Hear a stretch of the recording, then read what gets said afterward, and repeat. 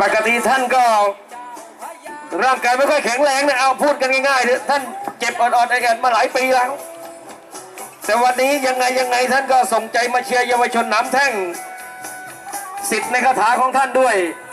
ครับก็อารัตนานิมนต์ครับหลวงพ่อ ครับเช่นเดียวกับอาจารย์ทองนะครับวัดสะบัวบ้านกอก